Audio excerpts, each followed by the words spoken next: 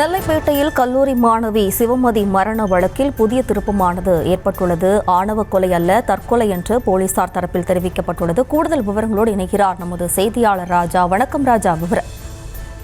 நெல்லை மாவட்டம் பேட்டை சிக்கடி அனவரத விநாயகர் கோயில் தெருவை சேர்ந்தவர் பச்சிராஜா. இவரது மகள் சிவமதி. இவர் நெல்லையில் உள்ள கல்லூரியில் பிஎஸ்சி ஏபிஎல் 2ஆம் ஆண்டு படித்து வருகிறார். சிவமதிக்கும் அதே பகுதியைச் சேர்ந்த வேறு சமுதாயத்தைச் சேர்ந்த இளைஞருடன் காதல் இருந்ததாக கூறப்படுகிறது. இருவரும் வரும் 6ஆம் தேதி செங்கோட்டையில் உள்ள கோவில் திருமணம் செய்ய கொள்ள திட்டமிட்டிருந்த நிலையில் இந்த உறவுக்கு சிவமதியின் பெற்றோர் எதிர்ப்பு தெரிவித்ததாக தகவல் வெளியானது.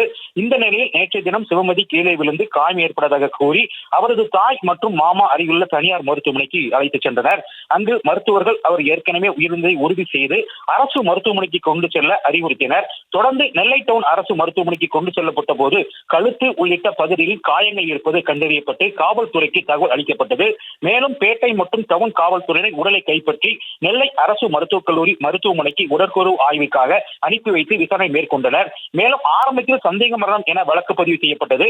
இதற்கிடையில் சிவமதி காதலித்த இளைஞர் மற்றும் அவரது உறவினர்கள் இந்த மரணம் கொலை என குற்றம் சாட்டி காவல் நிலையத்தில் புகார் அளிக்க முயன்றனர். மேலும் வழக்கின் முக்கியத்துவம் மற்றும் சமூக ரீதியான தாக்கத்தை கருத்தில் கொண்டு நெல்லை டவுன் காவல் உதவி ஆணையாளர் இளவரசன் விசாரணை அதிகாரியாக நியமிக்கப்பட்டு விசாரணையை தீவிரப்படுத்தப்பட்டது.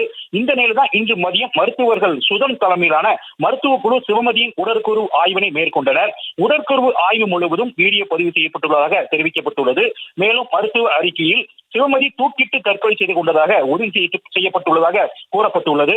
இதனைத் தொடர்ந்து நெல்லை மாநகர காவல் ஆணையாளர் மணிவண்ணன் மர்ம மரணமாக பதிவு செய்யப்பட்ட வழக்கு தற்போது தற்கொலை வழக்காக மாற்றப்பட்டு மருத்துவ அறிக்கை அடிப்படையில் அடுத்த கட்ட விசாரணையை மேற்கொள்ளப்படும் என தெரிவித்துள்ளார். மேலும் இந்த சம்பவம் திருமணத்திற்கு முன் ஏற்பட்ட குடும்ப எதிர்ப்பு உள்ளிட்ட காரணங்களால் நிகழ்ந்ததா என்ற கோணத்திலும் வேறு ஏதேனும் பின்னணி உள்ளதா என்ற அடிப்படையிலும் காவல்துறையினர் விசாரணை தொடர்ந்து மேற்கொண்டு வருகின்றனர்.